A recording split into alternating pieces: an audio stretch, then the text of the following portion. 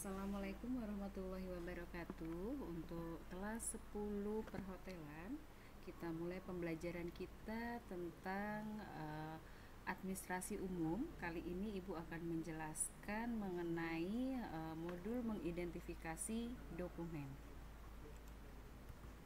Baik. Nah, dalam mengidentifikasi dokumen ini yang akan Ibu bahas mengenai bagaimana cara pembuatan surat. Di sini untuk pembuatan surat itu kalian harus tahu terlebih dahulu bagian-bagian dari surat itu sendiri. Di sini yang Ibu tampilkan itu ada bagian surat menurut lembaga pemerintahan.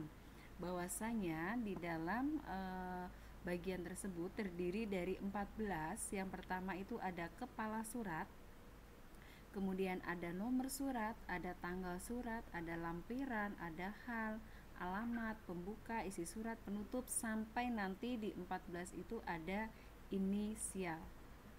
Oke, selanjutnya yang kedua itu bagian surat khusus untuk surat niaga atau surat bisnis.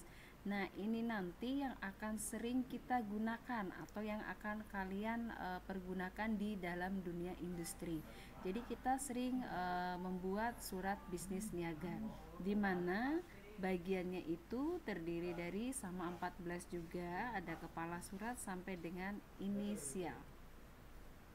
Nah, apa sih kepala surat itu? Kepala surat ini adalah sebuah identitas atau kop ya, biasanya disebutnya dengan kop, di mana di dalamnya itu berisi identitas, bisa nama perusahaan, alamat, nomor telepon, alamat email, kemudian logo perusahaan ataupun bidang usahanya. Nah, biasanya kepala surat itu posisinya ada di atas, seperti ini, ada di contoh ya. Kemudian yang kedua itu ada nomor surat. Nah, cara penulisan nomor surat ini contohnya 235, ini adalah contoh nomor urut surat. PP ini adalah kode internal perusahaan. X1 ini adalah bulannya, bulan 9. Kemudian bulan 11. Kemudian 11 ini adalah tahunnya, tahun 2011. Selanjutnya yang ketiga ada tanggal surat. Dalam penulisan tanggal surat itu ada 3 cara. Yang pertama, kalau tanggal surat itu posisinya berada di atas, maka kalian cukup tulis saja dengan tanggal, bulan, dan tahun. Ini contoh pertama.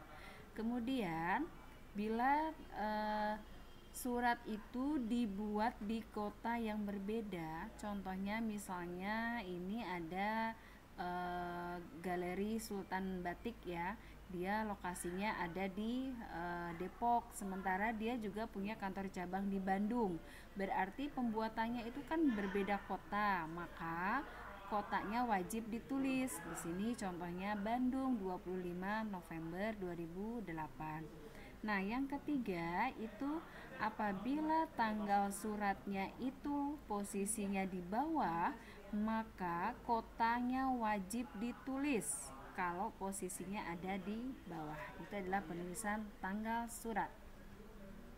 Selanjutnya ada lampiran. Lampiran kalau dia bentuknya surat pemerintahan itu akan dijelaskan ada berapa lampirannya. Nah, kalau untuk surat niaga itu lampirannya posisinya ada di bawah. Kemudian ada perihal. Ya, ini contoh perihalnya. Perihal kalau dia surat surat bisnis atau niaga itu posisinya di atas, cukup kategori suratnya apa, misalnya pesanan barang, tulis pesanan. Nah, kalau untuk pemerintahan, perihalnya ditulis berdasarkan jenis kegiatannya apa, misalnya undangan workshop, penyusunan proposal ya, atau misalnya undangan rapat tentang apa, nah itu wajib ditulis. Kemudian alamat ya, alamat ini ada alamat dalam dan alamat luar. Alamat dalam itu berarti posisinya ada di dalam surat, sementara alamat luar itu posisinya ada di luar atau di amplop. Nah, kalian harus tahu ya, bagaimana penulisan alamat yang benar. Kalau ditujukan oleh untuk nama orang, maka perlu menggunakan yang terhormat. Kalau surat itu ditujukan untuk perusahaan, maka yang terhormat tidak perlu dilampirkan, cukup kepada saja. Nah, apabila yang dituju adalah nama jabatannya, maka wajib mencantumkan yang terhormat. Selanjutnya ada salam pembuka. Oke. Kemudian ada isi surat. Isi surat terdiri dari 3 alinea, ada alinea pembuka, isi, dan penutup. Kemudian yang ke-9 ada salam penutup. Kemudian yang ke-10 ada nama organisasi atau perusahaan. Contohnya hormat kami dari CV apa atau hormat kami dari hotel apa ya. Kemudian jabatan. Kalau dia suratnya itu swasta atau tadi niaga, format penulisan jabatan setelah hormat kami itu adalah jabatannya, misalnya nama perusahaannya Sultan Batik Galeri, nama yang menandatangani surat, baru nama jabatan. Berbeda lagi dengan surat pemerintahan. Kalau surat pemerintahan, bagiannya dulu kantor urusan agama, bagian kepegawaian, baru nama yang menandatanganin dan nomor NIP-nya. Oke, selanjutnya penanggung jawab surat. Penanggung jawab surat kalau memang tidak ada berarti menggunakan atas nama dan untuk beliau. Tembusan. Tembusan ini adalah bagian yang harus mengetahui terkait dengan pembuatan surat tersebut. Misalnya di sini ada tembusannya untuk divisi keuangan, divisi pemasaran, dan arsip. Biasanya untuk penulisan tembusan ini posisinya ada di kiri bawah surat. Oke, yang terakhir adalah inisial. Inisial ini adalah sebuah kode yang menunjukkan bahwasanya menjelaskan antara pengetik dan pengonsep. Kalau pengonsep itu hurufnya kapital semua, sementara untuk pengetik hurufnya cukup huruf kecil. Di sini contohnya BK. BK adalah inisial dari Bela Kasih, di mana Bela Kasih ini adalah pimpinannya atau pengonsepnya.